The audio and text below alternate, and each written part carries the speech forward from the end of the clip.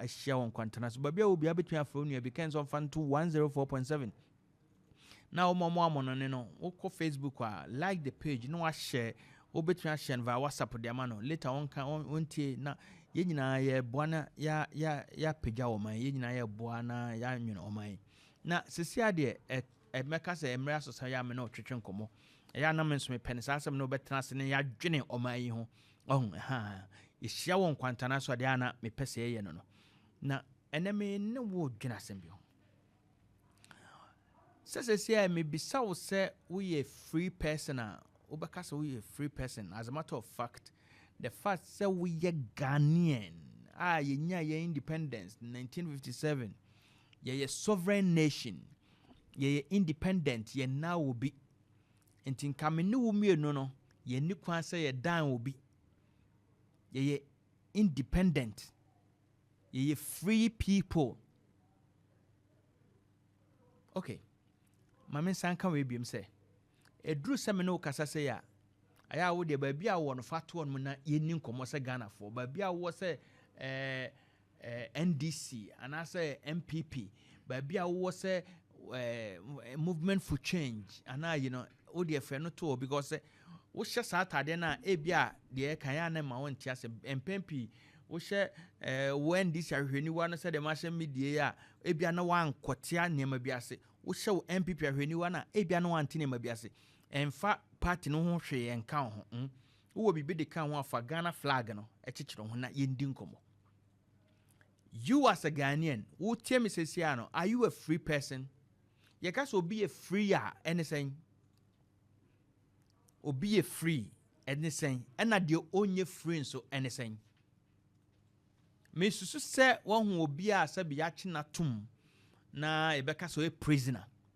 wo se de treat you omo no one na sebi wa ye be makra na based on na ne boni awadi no na handcuff gu ne nsa ekoba se mpo pese ogu nsu a ne be makra no anhwe a na wa anya kwan amma ono akra nso ne be mam se odi gu nsuo ono ani be ma wo gu nsuo no e bia na wa anya kwan sa na e wo se ye ma obi na e ma ne sanse onye free person obu ono ma wo da fiase ebi ho no ebia handcuff bia ngu ne nsa opia de handcuff be gu ne nsa o da fiase enne ni fie se fie no wono ana yasi se wono ana ohan se de tie bia enne ba bia nko ono a wo se woda no enne ho no woda biem woda prison we ni enema ye hunu fa obi a meka se wo ye slave obi a won de no ho obi a wono ande no ho enti meme ne wo a ye Ghana fo a se bia bia nke nkodi boni bia wudi sem bia na bibi ma yemfa yenkoto afiase no se na nko se ye de ho fa ne danso free obi a sabi wadi boni e de na koto afiase enti se ka so obi ye slave a wo nko asomase ana won de no ho empempi obi a slave ebo okra nya so okobo okro no e bia ye wo no to nkwasum ne papa ne maame no mo nkwasum ne de wo no nti automatically obe akwa but ye me no di nkoma wi me no hia se ana me de pa ba bia obi a wo de chenie pa. Sometimes your freedom is not taken away at gunpoint, but instead it is done one piece of a decision by your party, the politician at a time, one seemingly meaningless rule at a time, one small silence at a time. What you say here, we are a free Ghanaian. We are Ghanaian. You have your freedom. Freedom to go anywhere you want. Sansa won tom rabia undia wubia wonyeshe. You are free to do anything you want, provided say and yet contrary to our laws. So for now, make us we are free. But edru babia na wo fa ahodie no wa mo obi age na age a wo age na nte se obi a ne fa ahodie age se ye di tuo hwe ne so se wo ye kronfo ye di twa hwe so ne ye na ko prison obi a handcuff da ne nsa no police ni anasa wo de na one nam ne tuo sen no ho odi agrozo odwane ye bebo na to fam sesi ai mene wo ha wutiem sesi ano se kobasa nke ni nkoma wo ye free person. I'm a free person just like you are. Ye free people. Of course obi a wo Ghana ha no mo so nyeso wo di boni bi etia Ghana mra wo ye free ne duru ba bia wo fa ahodie na me ne wo ka ho asem no ye fa free wonsam ye gi free wonsam wonam handcuff ngu nsa de nanso wonye free person. Enya se di twa ba besiw so said wo koto afiase ana said wo konkwaso mu nemom eye enkwaso mu ayede wakom because of a certain political party ni decision bia wo take here because of a politician bia wo to abama no ana say a politician bia ni decision bia wo take here because of wo adie bia wo defend ye anase adie bia wo support ye the little things ye manu ba ya setenam dada ene ya manjosemu ya manchichiremu no a little thing nye man kitinkiti bi na ye de fa ahodie ne saa enti beduru ba bi no na akwete wo ye tiase wo tiase enso sabi wawu ebeduru ba bi na akwete se wo ye Ghana ni ye mfa o fa ahodie mfiri wo nsa nanso wonni tumi a wodi ye bibia makasa me no hwese ampesam no di nkomo se Ghana ni na wo ye bibia wadwene ho mienu wo ka asem bia wadwene ho mienu wo to anamon bia wadwene ho mienu na wo gina se wo defend bibia wadwene ho mienu ebe din pass obi di handcuff ba be gu nsa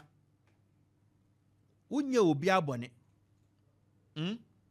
obi a wo prison no etone bia o yare pa ba say din be call hospital kra no na ayedin ba ye mu bi ye ni prison ba ye yare a say be call hospital kra no na ayedin awie me pese me no wo din komo dwene nsem a me no kan ho wo tie me se wo ye MPP ni wo tie me se wo ye NDC ni a you miss it ye din komo se Ghana for ye mu bebre te se de obi wo afiase handcuff good nsa na wonni tumi se o yare mpo obekọ akwa pa yaresa no ye mu bebre ye tie fie enso ye yare a ebeye den se betumi akọ hospital se ye ko pa yaresa esefata yen obi sound se di ntia ye mu pi ye ni afiase a ye beka se ye ma ye ni ani e de hwe wo mo ni apesku papa bi di ama wo makọ empo ye tumi atenetene wo mo ba bebre yeti yemfie ye ne ye maneti enso din se ye betumi atenetene ye mag ne o makasa ye sanse fa me kọ no de ma wo ye gyan kasa no woni bi woni sika de ma wo ye na ebia woni sika nyame ankoye wadom na wantia nyantete pa ma o ma na wo kasa kro mo mfa sanse de ma wo ye gya tumi no woni bi nyo na ahwe no mo mu bebre mo mama no se nyam na modo mo ko school nti akra ne bobra boni bi akra wontimi nka enti wo no wotifie de wo hu ma no nanso wote se obi o da afiase a handcuff guninsa because ono ano wontimi nani nini manachi wontimi oni sa tumi no obi wo afiase aduane a wodi no yesi prison for mo nkwan no wo hwe ma cha hwehwe ene na minim se ye kama de a pure water kra na nkeye yeso mu kokko no so de ejai wobi wo afiase woni chance se obedidi anopa awia ana anwumre na so obedidi anopa awia ni anwumre mpo a na duane a wodi na bia ente se wo fie ente se wo fie ni wo wunya aduane pa di anase obi okra minim ankan nipa de breakfast lunch and dinner anaso supper de yes by nay obi won ma woni afiase enso ni formation no 001 anopa woni di awia woni di anwumre no odi no de atwa kosi the following morning obi nso de 100 di anopa awia nil anwumre nil do crack ono ne de ne 010 anopa brebre no askepo awia ba kutom wom or the track was next day anwumre bibia ni wo wonni prison ba usuban no life nyina akwete obi other prison all because of a certain decision by a certain political party, a certain decision by a certain politician. And a stand be a once who a defender a protector because it was a politician from your political party or a decision by your political party.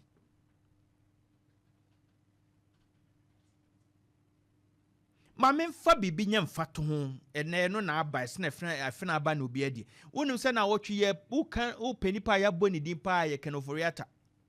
ye wa Kenoforiata former finance minister medi ne ye mfato ho with all due respect but said ye ba abeti ne ma bi asenti hwe decision bi a ebi Oforiata etekiye ene OSP kisia jaben enye nimfie yonko ne ebia Oforiata ba enne wotimi friend fugitive ema obi aka se one friend ye ohun me catch this because a decision a Oforiata etekiye sabio ne ye de abeto edwa enrachi OSP de abeto on or ye wanted because of a certain decision a otekiye enne onye sabi nipa bia ubeka se okunipa yi ba hwe ye friend fugitive ye friend wanted and because of a certain decision taken by a certain politician somebody like Kenoforiata ma obi ba be ye prisoner wabra won ni prison hwe ma menom ne papa no ma otwa mo haircut ya o musika ma no ba be ye say omo bond holders near yi nyina no ye twam haircut ni sanema no woni prison there but enet se handcuff gu ni nsa ontimi nko hospital sanse ni sika ni nchen because a certain politician took a certain decision, a certain government took a certain decision, and a certain Ghanaian like you probably supported the decision or found nothing wrong with that decision. Mediano yemfato said obetiase de meka kosinye sometimes your freedom is not taken away at gunpoint. Yemfatio mesi so anasa obi meye sabi ku emye meka se wo ye slave anasa dabi ogana ni a wo ye na yagitumi na frisa dabi utumi na ada so won chen aduane gare na apa okotodi ubeko ira wo fufu asi ho edwom na apese okwa awokọ sa ne mani nyina wo ye ba wo ti se slave because ene ye mu pie mema ne kwade no mu upawo ni mema be du en tenase omo mu fie kwa ni mu na omo kra families no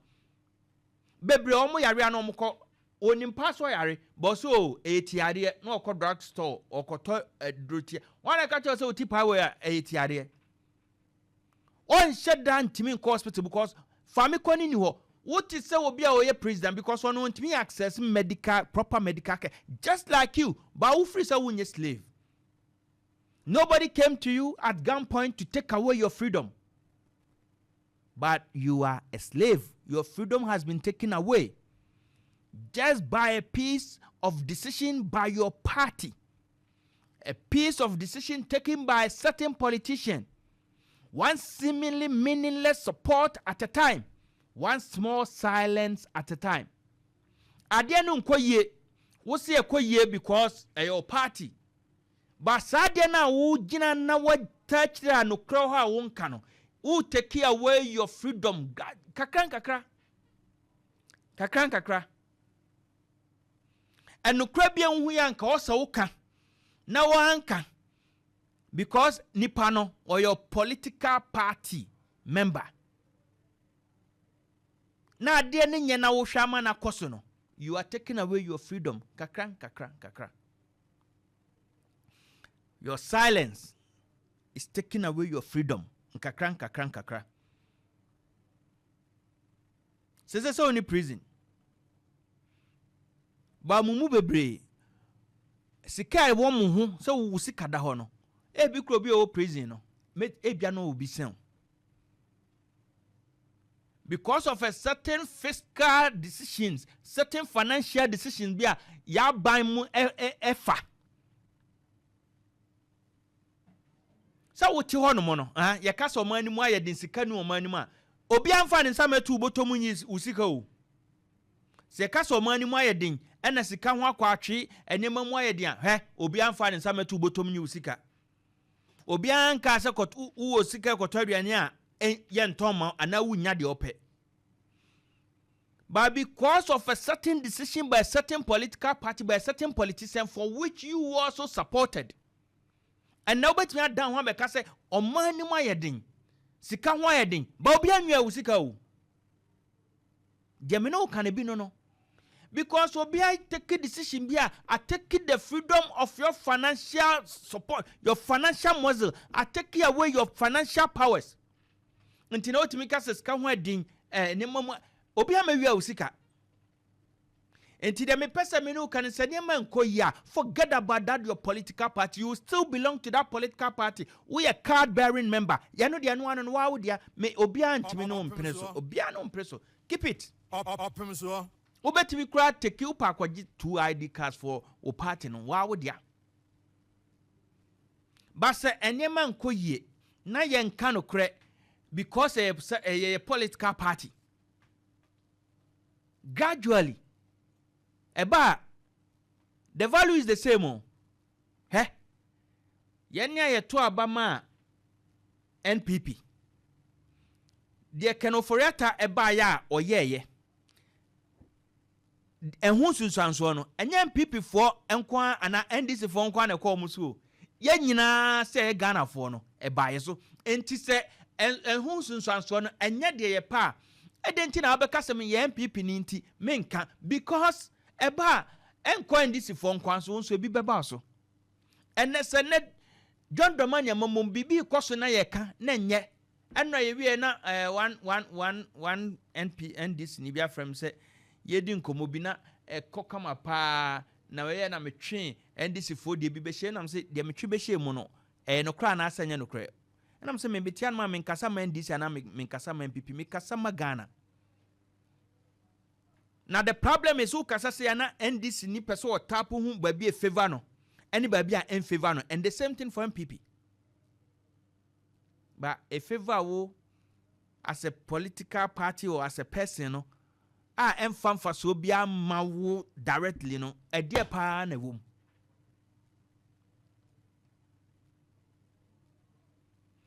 Obi anfa ntio mesi wo so ba me se ene ubotom to a slave unde okondo ade bi untimi nto mumu bebrebe mu benya nka mato ka ma ye adwuma sa nka mo ka ba untimi nto. A certain political decision bi ama wa ye slave untimi nto wakono de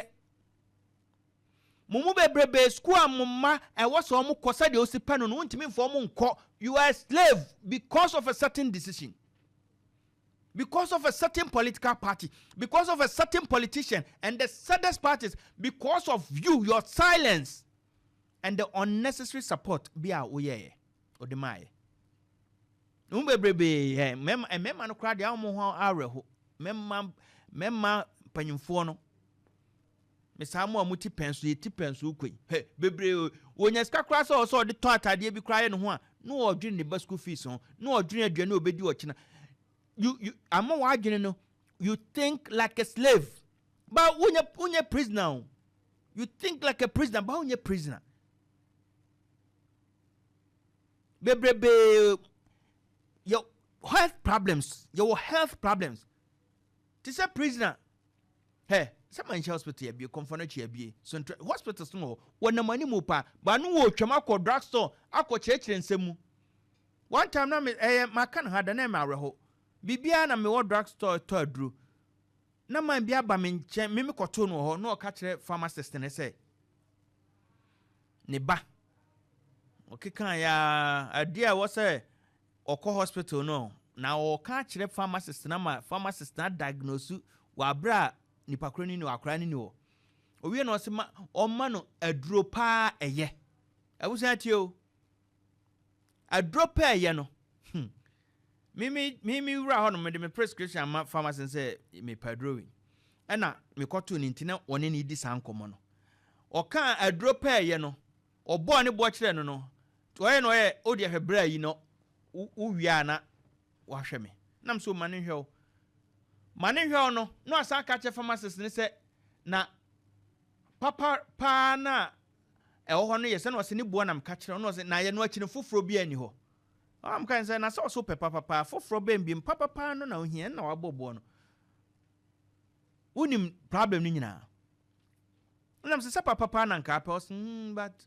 kamenya de aja di akire bia wo ho a ebo no wo foma nam se wa unim de ye ma ho ba show because when ni sa freedom so to de pa na so to aduro pasa de ope no hwe de o ka foforo bia ni ho ena me bi san se ne sika ne yesen was 70 cedis ena aduro na no oto no abusia hwe just 150 Ghana 1.5 ne ba ya real tum se ne ma ha no oba no so opa aduro papa ne ebo abo ma na fe de hwe ba bia akoduru ye no akine foforo bia ni ho nam kan say no master yima no na mentwa de aka no so de me ne wo kan yo enne ye health plan yentimi ye nia ye health no yentimi afford what is a prisoner nanka wo bu siso no na wani daso wo ya branch wo siso ya baba wo siso nanka wani daso bi ba enne a certain political party, a certain politician, a certain decision be obi ateki a won so sabi se wunim na ana wunim ana wudi akire ene ene. I'm not talking about NDC, I'm not talking about MPP. Minu mienu se obi de ani bu na wa NDC ni na wo so wo no. Ana wa MPP na wo no. Hwe decision ya mpanyimfo bi teki. So be kan okra kire ho a hwe decision bi aya NDC and MPP mebo NDC and MPP because they any woman since and just Fourth Republic and ida hosa on mind say betua na money aja kuku nsem no 1992 by udian kayete 2 kra na yemfam rabat I mean was under a military government enti yemfan kansem but say didn't da ho in this republic Fourth Republic NDC and MPP but sit down would you also MPP transnational 1 or 2 be sincere with yourself say there be ebia panyini we nko ye nema bi se nko nema bi se anka beboaye so enye se wo de akire brandly na wo me MPP enye se NDC wo de akire brandly me NDC me wo abrade nema bi koso a enye awie de me ne wo ka no mesra wo a you atade na ye political party ni go you are here anyone na political party ni go na de me wi a transidin na dwene ho a certain decision either by a party na won peno and answer by your own political party a certain decision either by wow politician na peno and answer by the opposition na won peno all that I want to say ni say yan kan okran kire ho whether it is our party or not whether the person we know him or not ni yan kan okran kire ho a certain decision na would dey kire because I am a party where nipa me support no me to abama nti by the time I be hu no yemfa 20 wo so nyi wo freedom wonye prisoner handcuff gunsa but bibia so no ma chese wo ye free person well untimi ntwadua nipa ni somebody nkanka obi on ma 010 obi 001 so obedi dia no pa adua ni anwumre okofa sika no wo yare a wontimi ntwaduro no what is a prisoner. Don't follow blindly. Don't just support blindly. Don't just say me NDC. When NDC is taking a certain decision or taking a journey that will not help us, just say it. Speak it out. You don't know just who the party no. Say NDC ye bibi. Nenye. Na want me anka because also NDC ni. Your freedom is being taken away just like that, but you don't see. Wo yam pipi ni bandisi ya ade bi na nye na wo wanka and na wo ka to condemn them at the end of the day your freedom is being taken away. Wo yam pipi ebiandisi ateki afa na mo bi ebeboa men kase enye na bia yatu ya no aguma na enye neko at the end of the day your freedom is being taken away. me yem fatum bi akyerɛ mo way back 3 months ago, 5 months ago, 6 months ago, then I make can say ye kwa akoto aba MPP timi break omu 8 now fine. There's a certain person called Honorable Yawaduchum, meaning Obama and Shia say because me on ho he doesn't need me and I don't need him. But a Jumani Diamano as a minister of education, now me say if for nothing at all, anado amamu, then I mean nimnesa education sector, Yawaduchuma introduce me this term initiative of education, science, technology, engineering, and mathematics. A yadi ababua. Then I can say even if NDC ba, nan combat yamana twaso. I wish say umbemana twaso. Some man twaso. That thing stem at least yentimi manun kwaso. You know what I'm saying? What I'm saying is say this decision say ye free wa and chronic generation edi achire ye deprive womu of so many things.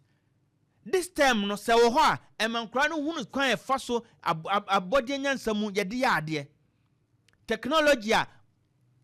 ene ewiase eno na ekoba bia digitization mahama ka na ndisi fo nso ka bi nyinaa stem no na ye de introduce amankra no engineering mathematics enti de me pesa be kan say enye se ye besesa ban from MPP to NDC enam say dutwum ye NPP ninti de oye ye bia na say de MPP e bia anye then ni apepa free ho and because e bia we NDC ye odutwum ye MPP and MPP ko enti the fact say ye apepa free ho no eye wo de ana say yenso ya ban abaye die ni na ni nyina wo die akira de me kan kosi ni se so so mpa say de ye odutwum de ba ye na ye na be boa yen na yesi ye ene MPP ni ho enti ye to atwene ama aba na wotigo se yo ye party aba ye ne wo so a many problem but the American system no could have been something about boa wo ba ama wanya ba bia gina ama dachi bi enkoye how dadwene medal so but because of a certain decision by a certain political party, a certain politician which was supported by somebody like you hwede wodi jauma hwedachi bia wodi ejauma de metwu adwene si so ano no obi mfatuo ma mesi wo so enkase wo ye kronfo obi mfatuo ma mesi wo so enkase dabi wo da fiase ba wa political party no wo je power free unsem politician bi na wo support no abra wonim se de wo ye enye yanka no kranche no wa wutumi na ye je ade bia wo hu ya wo kan wa no tumu no wa wutumi na wo je nti bisanse when all is done ya ye bibia wie me no mienu minim ba bia emfia wadi ye me ho just 50 years ye mu bebrebe o de ye man ho just 50 years ana wo de enye 60 me wo ma me 50 years the next thing is me hit 100 e bia na nyame ama me 100 ye mu bia bi kura 20 years e bia na want me antwa sa 20 no ba wo ma no na ojo mo ache na wo na ase so odo wo mo no your silence is taking them from freedom to slavery. Una also do man wasefo wano a waka atum no udo mo kɔ enkwasumu awie me no kasasa Ghana ni me de o MPP a me po asem nyama asem o won this nyama asem o. Be a responsible NPP, be a responsible NDC, be a responsible movement for change, be a responsible for whatever you want to be. That's all. So, ukokrani no and monom san bottle ni atro ho drink responsibly. Just a sanokra wo nom no. Say empay for kasabi ton yenum san ye fa adwene enka den ne hu se nsan no ma wo buba empay for ka cho se masa fa adwene to ho fa nyansa to ho. Ene sa asem na me bono me bono pon aja cho se be a responsible NDC supporter, be a responsible MPP supporter, be a proper Ghanaian. Nanado say don't be a spectator. Ye freedom na ye wo. Tumia ye wo. sɛ yanka no kra yamfa no kra nya adwuma am bie mu pe sɛ de tia hɛ ɛdeɛ pa na ɛfɛ sɛ hɛ yɛ ne to abama o ba de wuye enye master stop. Look at the serenity at beba.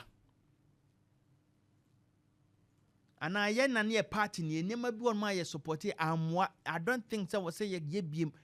Na ye then we move from there. We move bebrebe me say ne yemfa handcuff ngunsa. Ba wo ni sika da ho untimi nto akono de ni da ho kyerɛw. Untimi fa ma nko school papa. Adwuma pa wo so ye ma wasom dwo nipa bia eya akwadworo ba wo sama na adwuma bia nipa bia pɛso ye adwuma ntino bɔ ma onya adwuma na ne ho papa no obi akwadworo kra de man ye de sɛ wo adwuma no abrɛ na akwadworo na bam ba mu bi on ma munni adwuma kra ye na kampɛse de obedi anopa awia no wanya omo wo abusia no eyire man ye ndi mmobo he wa akra ntimi nko hospital akra no yare a he sɛ wo sika pa na wo sɛ wo na mu bu kra tore bia ye ntwe yetimi mo waduru bi na emu ato aye kama ma wo wo ni sika ase emu me wadi mu 2 million da ɛna wa amen wadi mu 300 Ghana cedi wakodi buffet bi no amen me say yemfa obi mfa tuo ma gina so enje otumi enko ye decision ketenkete na ye support ene de ye support de ye pa no edam sanye party ntiese nye de nye kra na ye party ntiese ye sa niema no the little things no na ya take you freedom away afa wa woni tumi kra timi de tian ba wa woni capacity a betimi de atian ba because no na wontimi nhwe no wa woni tumi so yare kra wo de beko ayarsabia awia de me ba ya am no bedi nkomo ne bisa mo hanti no ba na so nkomo ho pa me ni Mr. Mo aba metwa mo aba me ba ayi Council of State aba na no yetu ya ye pro ye bring point Council of State na me mami bisa Council of State who free say relevant uti omo kasa omo akra ka na manfo so Council of State no bi mu se ye scrapping off e bi se ye nya ne say it means that is how Council of State and abedru but me bisa is it relevant in our governance today? Council of State ankasa no ene ye bedi nkomo me bisa wo free say e ade a wo se wo ho me twa me ho ba Mr. Isaac amu a ha oba me twa mo ba me ne bedi nkomo pa ye gina Nkwantannanso Opemsuo 104.7 me din di Kofi Boakye dem kan ya anya oda kafra ma masa me be kan de be ode me akura de me kan me nya me